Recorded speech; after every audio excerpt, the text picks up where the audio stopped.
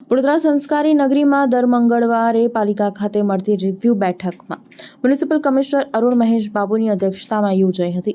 બેઠકમાં ward officers સહિત વિવિધ વિભાગોના અધિકારીઓ ઉપસ્થિત રહ્યા હતા. બેઠક દરમિયાન બજેટમાં મંજૂર કરાયેલા તેમજ બાકી રહેલા વિકાસના કામોની સમીક્ષા કરવામાં આવી હતી. રોડ, રસ્તા, ગટર લાઇન, સ્ટ્રીટ વેન્ડર પોલિસી તેમજ ડ્રેનેજ સંબંધિત કામો જૂન મહિના પહેલા પૂર્ણ કરવા તાકીદ કરવામાં આવી છે. સાથે જ શહેરમાં ચાલી રહેલા બ્રિજ પ્રોજેક્ટ અંગે પણ ચર્ચા કરવામાં આવી હતી. નવલખી કમ્પાઉન્ડ, મંગલ પાંડે બ્રિજ અને ચેતક બ્રિજના કામો વહેલી તકે પૂર્ણ કરવાની બાહેધરી આપવામાં આવી હતી. અન્ય બ્રિજોના કામો પણ આગામી 1 વર્ષની અંદર પૂર્ણ કરવામાં આવશે તેવી માહિતી આપવામાં આવી હતી. બેઠકમાં પ્રી મોન્સૂન કામગીરીને લઈને રોડ અને પાણી વિભાગના અધિકારીઓ સાથે ખાસ ચર્ચા કરવામાં આવી હતી. ઉપરાંત વિશ્વામિત્રીના કિનારે ચાલી રહેલી ગેબિયન વોલની કામગીરીની સમીક્ષા કરવામાં આવી હતી. સાથે જ સુરસાગર ખાતે મહાઆરતીનું આયોજન, માંડવી વિસ્તારમાં ટેકનિકલ કારણોસર વિલંબિત કામો તથા સૂર્યનારાયણ મંદિર અને લાલકોટ જેવી હેરિટેજ બિલ્ડિંગોના કામો અંગે પણ ચર્ચા કરવામાં આવી હતી. સૌથી પહેલાં આજના જે રિવ્યુ મિટિંગ છે, અમે જે ગયેલા પીએમ ફંક્શન હતી અને પીએમ રોડ શો હતો એમાં જે પણ ટીમો જે કામગીરી કર્યા છે બધાને અમે આજે અભિનંદન પણ પાઠવ્યા. સાથે સાથે આજે અમારા સાથે ટીમ મેમ્બર તરીકે નવા ડેપ્યુટી મ્યુનિસિપલ કમિશનર અક્ષય આપણા સાથે જોઈન કર્યા છે. એમને પણ વેલકમ કરીને આજનો કાર્યક્રમની શરૂઆત કરી છે.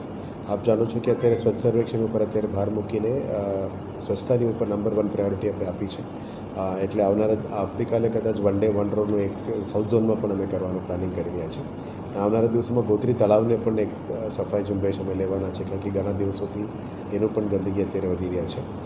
એટલે વેસ્ટ ઝોનને પણ કીધું છે, એનું પ્લાનિંગ કરવા માટે કીધું છે. સેકન્ડ, વિશ્વામિત્રી નદીમાં જે નવલાવાલા કમિટીના સાહેબ જોડે મિટિંગ ગયા અઠવાડિયે થઈ છે, એના આધારે વિશ્વામિત્રીમાં જે ગયા વર્ષ રેજ્યુનેશન અને ડિસિલ્ટિંગનું કામ કરી છે, એના પછીનું અત્યારે પ્રતાપપુરા રિઝર્વાયર અને આજવામાં જે હોલ્ડિંગ કેપેસિટી વધારવાનું છે એ કામગીરી અત્યારે શરૂ કરી દેવા માટે નક્કી કર્યું છે અને ટૂંકા સમયમાં એ શરૂ કરવાના છે. સાથે સાથે બ્રિજેસમાં સ્ટ્રેન્થનિંગનું જે કામ છે બ્રિજમાં, એ સ્ટ્રેન્થનિંગના કામમાં લગભગ 12 જગ્યામાં નક્કી કરવામાં આવ્યું, પણ મોન્સૂન્સની સમય પણ આજે આવી રહ્યા છે અને ફંડ્સ પણ આવી રહ્યા છે. એટલે 5 જગ્યા ઉપર અત્યારે કેબિન વોલ્સ અને સ્ટ્રક્ચર્સ મોનિટર કરવા માટે નક્કી કર્યું છે. આવતીકાલે વિઝિટ પણ છે. એટલે 2 બ્રિજેસ અને 3 જગ્યામાં જે વધારનું વહેણ છે, જે કરોઝન અને ઇરોઝન થઈ શકે ત્યાં જગ્યામાં કરવા માટે નક્કી કર્યું છે અને આગળ વધ્યું છે. જે માનનીય નવલાવાલા કમિટી અંતર્ગત જે માર્ગદર્શન હેઠળ કામ ચાલુ કર્યું છે, એમાં સેન્ટ્રલ વોટર કમિશનને પણ અમે ઇન્વોલ્વ કર્યા છે, જેથી કરીને એમની માર્ગદર્શન વોટર હોલ્ડિંગ કેપેસિટી અને વોટર ફ્લોને પણ કેવી રીતે આગળ લઈ જવું એમને લેવાના છે. અને આવનારા દિવસોમાં જેરી, જે Gujarat environment and engineering research institute છે, એમને પણ સાથે રાખવાના છે કે જે પણ ડિઝાઇન્સ છે, જે પણ મોનિટરિંગ છે, થર્ડ પાર્ટી ઇન્સ્પેક્શન અને મોનિટરિંગ તરીકે આપણે એક સ્ટાન્ડર્ડ ગવર્મેન્ટ ઇન્સ્ટિટ્યૂટ પણ જોઈએ. So this has been included. એટલે આવનારા દિવસોમાં ગેરી અને વોટર કમિશન પણ આપણા કામ મોનિટર કરશે. અને ગયા વર્ષે આપ જાણો છો કે આઈઆઈટી રૂરકીની ટીમ આવી હતી, એમને પણ ફરી બોલાવવાના છે. એટલે વિશ્વામિત્રી મેનેજમેન્ટમાં જે પણ સજેશન્સ એને લેવાના છે એ પણ અમે લઈશું.